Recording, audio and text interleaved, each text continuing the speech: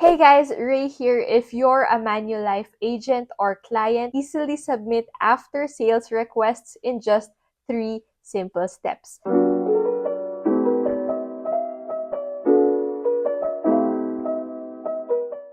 Go to this website, manulife-philippines.my.site.com CMS eRequest. So, pwede kayong mag-request as either an agent or a client. By the way, this is available only for individually owned policies. For group policies, either contact your financial advisor or send an email directly to PH Customer Care. The 3 easy steps is first to provide customer identification. So, i-prepare nyo yung policy numbers nyo which can be found on your Manulife online account or nasa email nyo yun.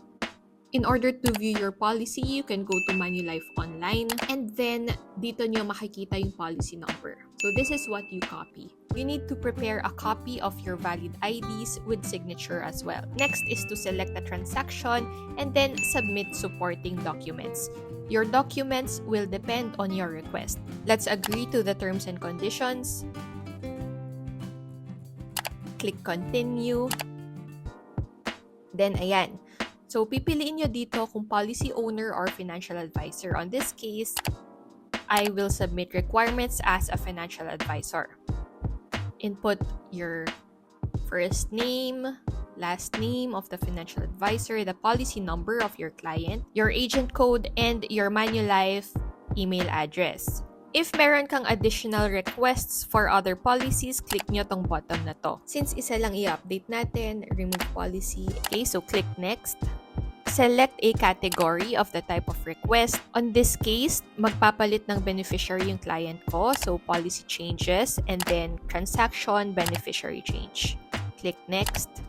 View guide. Dito makikita kung anong klaseng documents yung kailangan yung i-upload.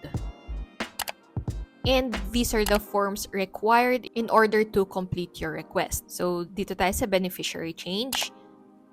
Kailangan natin i-download tong template na to. Dalawa yan, kung mapapansin nyo. Manulife Philippines form template, and kapag kumuha naman kayo ng policy through China Bank, which is the bank partner of Manulife, ito yung pipiliin yung form. Okay, so upload natin the filled up beneficiary form, a valid ID. So, valid ID with 3 signatures and then other supporting documents. So, for example, mag-update kayo ng customer information such as marriage status, pwede nyo din ilagay dito yung marriage certificate. View request summary just to make sure na lahat na upload nyo and then submit.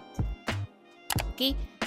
Agad-agad naman sila mag-reply if ever may nakitang kulang or kailangan palitan dun sa forms. Magma-message naman sila sa email nyo. Then, just save itong case reference number.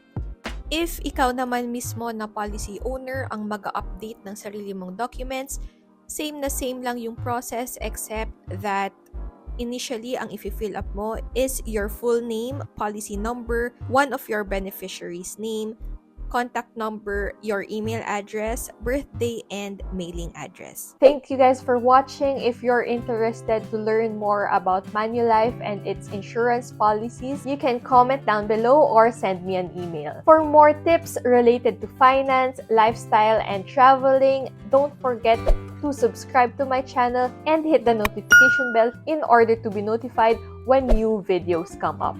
Thank you guys. Bye!